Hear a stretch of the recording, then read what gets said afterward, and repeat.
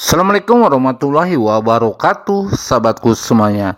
Sekarang Anda berjumpa kembali bersama channel Demang Praja, channelnya untuk petani kita semuanya. Semoga sahabatku semuanya ada dalam keadaan sehat walafiat dan dibanyakkan rezekinya. Amin ya rabbal alamin.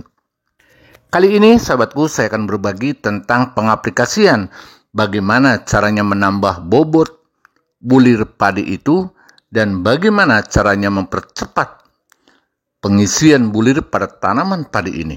Nah, ini jangan sampai salah langkah kita melakukan aplikasi-aplikasi tertentu dari mulai fase generatif sampai padi itu menunduk. Kebetulan sahabatku, kali ini saya akan melakukan aplikasi secara murni.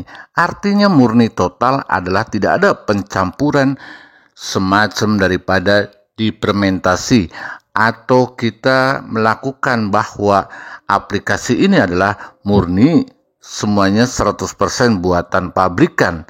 Artinya tidak ada rekayasa. Nah, untuk itu sahabatku semuanya, tonton video ini sampai selesai, jangan sampai gagal paham.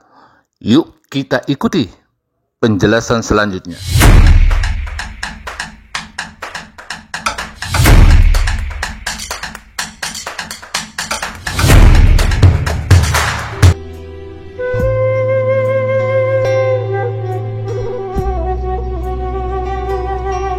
Sahabat taniku semuanya, para petani kita adalah kalau berbicara untuk pengisian bulir dan berbicara untuk menambah bobot atau mempercepat pengisian bulir, petani kita saya yakin sudah banyak pengalamannya. Karena di saat ini adalah banyak informasi-informasi melalui media, baik YouTube ataupun yang lainnya. Itu sudah banyak mengetahui.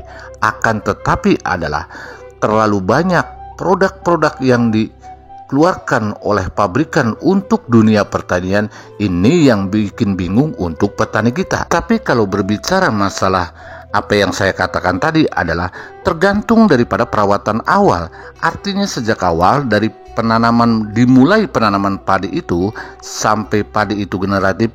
Nah, itu yang sangat menentukan kelanjutan kesuburan daripada tanaman itu. Artinya adalah setelah fase vegetatif itu kita meningkat ke fase generatif. Nah, dari fase generatif kita jarang melakukan pemupukan yang kesekian kali atau pemupukan yang kedua kali. Akan tetapi adalah kita memberikan suplemen pada tanaman tersebut. Bagaimana tanaman tersebut itu adalah supaya pengisian bulirnya lebih cepat dan pertumbuhan di fase generatif itu akan seimbang sampai padi itu bunting besar dan sampai keluar malai.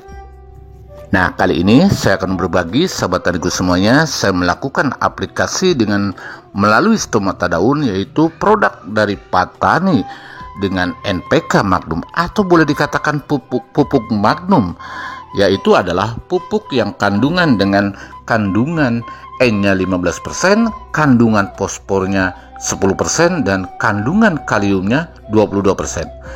Selain daripada itu ada kandungan-kandungan lainnya seperti MgO, sulfur, boron, mangan, dan zinc. Ini adalah menurut saya sangat membantu sekali untuk memberikan suplemen pada tanaman padi itu di fase generatif. Kapan kita melakukan atau waktu yang tepat untuk memberikan suplemen menggunakan pupuk Magnum yang telah dicairkan?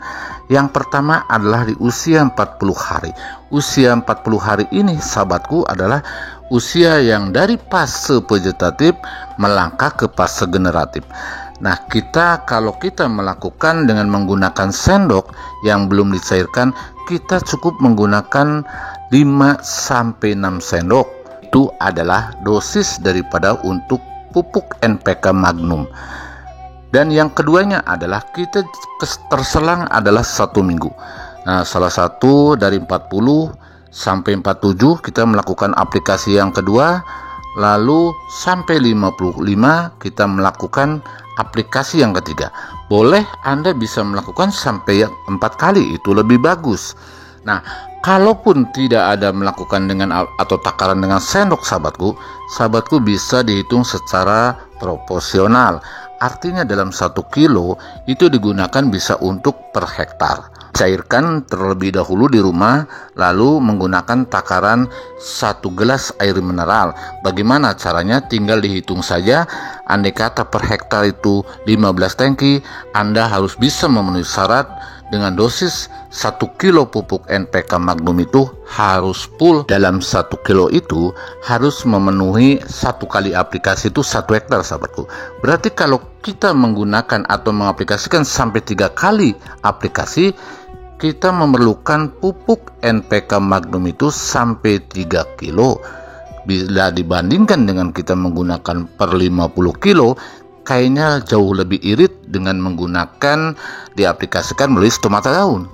Setelah melakukan aplikasi pemberian suplemen, sekarang kita melakukan aplikasi untuk mencegah penyakit pada tanaman itu, yaitu di saat padi itu bunting besar. Kebetulan kali ini saya menggunakan tandem dengan bahan aktif adalah azoxystrobin 200 gram per liter dan depekanazol adalah 125 gram per liternya, yaitu diaplikasikan pada saat padi itu bunting besar akan menuju keluar malai. Boleh sahabat taniku semuanya, andai kata 1-2 sudah ada yang keluar, itu tidak masalah. Akan tetapi adalah lebih bagus sebelum malai itu keluar, yaitu di saat betul-betul bunting besar dan belum ada yang keluar malai.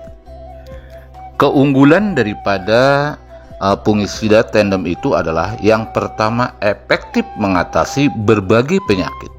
Yang kedua adalah mudah diaplikasikan dan bekerja secara cepat. Dan fungisida ini adalah fungisida sistemik.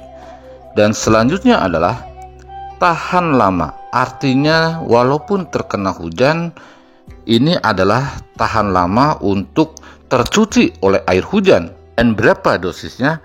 Dosisnya per tangki untuk ukuran 15-16 tangki adalah itu di antara 15-20 cc untuk per tangki, sahabat.